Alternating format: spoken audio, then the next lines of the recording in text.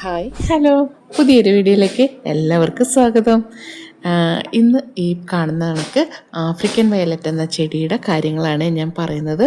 അത് എൻ്റെ അനുഭവത്തിലുള്ള കാര്യങ്ങളാണ് ഞാൻ ഈ പറയുന്നതെല്ലാം. അത് ആർക്കെങ്കിലുമൊക്കെ ഉപകാരപ്പെടുകയാണെങ്കിൽ നല്ലതല്ലേ. അപ്പോൾ അതുകൊണ്ട് ഞാൻ പറയുക. അപ്പോൾ ഇത് കാണുമ്പോൾ നമുക്ക് കാണുമ്പോഴേ അറിയാമല്ലോ, ഒരു ഹെൽത്തി ആയിട്ടുള്ള ചെടിയൊന്നും അല്ല ഇത്. എൻ്റെ കയ്യിൽ കുറേ ചട്ടികളിലുണ്ട്. ഇപ്പം ഞാൻ അത്യാവശ്യത്തിന് നിങ്ങൾക്ക് വീഡിയോയ്ക്ക് വേണ്ടിയിട്ട് മാത്രം ഞാൻ 2-3 ചട്ടി എടുത്തേ ഉള്ളൂ. കാരണം എല്ലാം ഇതേ അവസ്ഥയിലിരിക്കുക ഇപ്പോൾ. വേറൊന്നും കൊണ്ടല്ല. അത് ഞാൻ ടെറസിൽ കൊണ്ടുവന്ന് വെച്ചേക്കുകയാണ് ഇപ്പോൾ.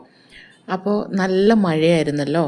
ആ മഴ മൊത്തവും കൊണ്ടിട്ട് എൻ്റെ ചെടികളെല്ലാം ഇതേമാതിരി ആയിപ്പോയി.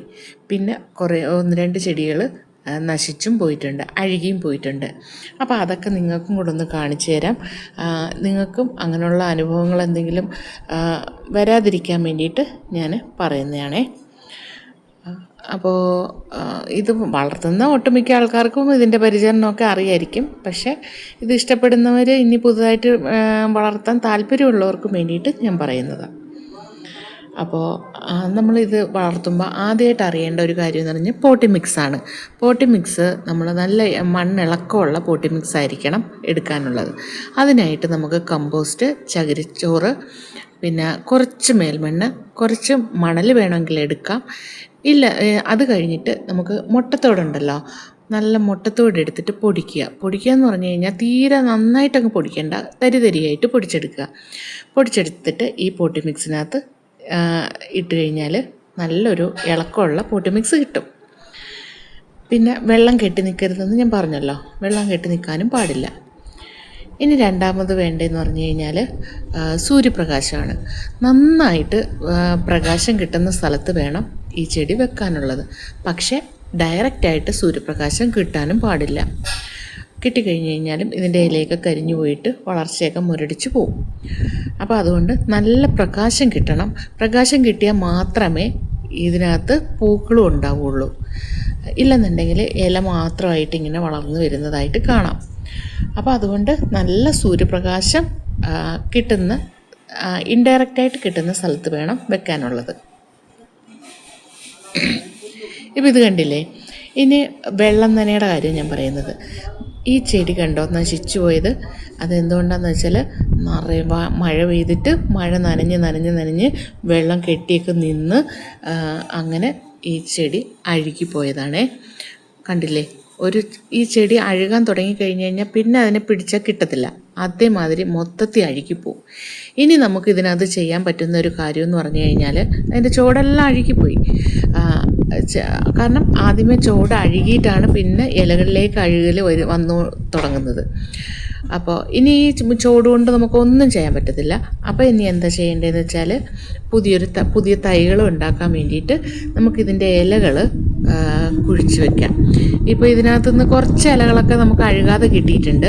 ആ ഇലകളൊക്കെ നമുക്ക് ചകിരിച്ചോറിനകത്തോ അല്ലെങ്കിൽ ചകിരി ഉണ്ടല്ലോ, ചകിരിക്കകത്തോ ഒക്കെ ആയിട്ട്, അല്ലെങ്കിൽ മണ്ണിനകത്തോ ഒക്കെ ആയിട്ട് കുഴിച്ച് വെച്ചിട്ട് നമുക്ക് തൈകളുണ്ടാക്കാം. അപ്പോൾ അത് ഞാൻ കാണിച്ചു തരാം എങ്ങനെയാണെന്നുള്ളത്. പിന്നെ ഇനി അറിയേണ്ട വേറൊരു കാര്യം എന്ന് പറഞ്ഞാൽ വളപ്രയോഗമാണ്. വളപ്രയോഗം ചെയ്യുന്നത് നമുക്ക് ഇതിന് കൂടുതൽ വളത്തിൻ്റെ ആവശ്യങ്ങളില്ല. അപ്പോൾ അതിന് ഒരു 2-3 മാസം കൂടുമ്പോൾ നമുക്ക് ലിക്വിഡായിട്ട് ഇതിനകത്ത് ഒഴിച്ചു കൊടുത്താൽ മതിയാവും. ഓക്കെ. വെള്ളം നനയുടെ കാര്യം പറഞ്ഞപ്പോൾ ഒന്നും കൂടെ ഉണ്ട്. നമ്മൾ വെള്ളം നനച്ചു കൊടുക്കുന്നത് എങ്ങനെയായിരിക്കണമെന്ന് വെച്ചാൽ, ഇതിൻ്റെ ചുവട്ടിൽ മാത്രമായിട്ട് ഒഴിച്ചു കൊടുക്കുക.